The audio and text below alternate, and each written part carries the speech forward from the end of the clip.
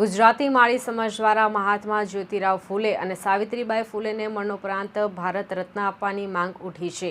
માળી સમાજના આગેવાનોનું માનવું છે કે ફૂલે દંપતીએ પોતાનું સમગ્ર જીવન પછાત, દબાયેલા અને શોષિત વર્ગને સમાજમાં યોગ્ય સ્થાન અને ન્યાય આપવા માટે સમર્પિત કર્યું હતું।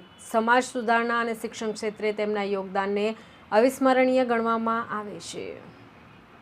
ભારતના બંધારણના શિલ્પી ડોક્ટર બાબા સાહેબ આંબેડકર પણ મહાત્મા જ્યોતિરાવ ફૂલેને પોતાના ગુરુ તરીકે માનતા હતા। સાવિત્રીબાઈ ફૂલે ભારતની પ્રથમ મહિલા શિક્ષિકા તરીકે જાણીતા છે। મહાત્મા ફૂલેએ તેમને શિક્ષિત બનાવી અને મહિલાઓ માટે પ્રથમ શાળા શરૂ કરવામાં સહયોગ આપ્યો હતો। ત્યારબાદ મહિલાઓના શિક્ષણ માટે 17 જેટલી શાળાઓ શરૂ કરવામાં આવી છે।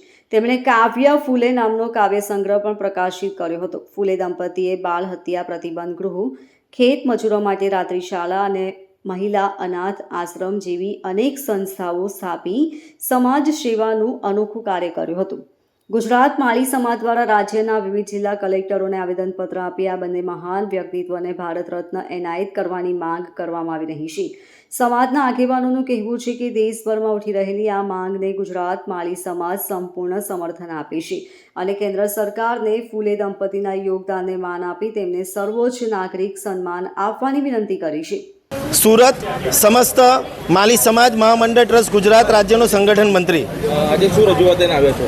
આજે અમારા માળી સમાજના આદરણીય જ્યોતિરાવ ફૂલે કે જેમને મહાત્મા ગાંધી અને મહાત્મા બુદ્ધ પહેલાં પણ મહાત્માનું બિરુદ મળ્યું હતું અને ભારત દેશના પ્રથમ મહિલા શિક્ષિકા એવા સાવિત્રીબાઈ ફૂલે એમને વર્ષો પહેલાં જ્યારે દીકરીઓને ભણાવવા માટે લોકો આગળ નહીં આવતા હતા ત્યારે ભણતરને આગળ કરીને આજની દીકરીઓ કે મહિલાઓ જે આગળ વધી છે તે દીકરીઓને ભણાવવામાં ખૂબ જ આગળ એમને યોગદાન આપ્યું હતું અને જ્યોતિરાવ ફૂલેએ અંધશ્રદ્ધા અને અસ્પૃશ્યતાના નિવારણ માટે સખતમાં સખત પગલાં ભર્યા હતા।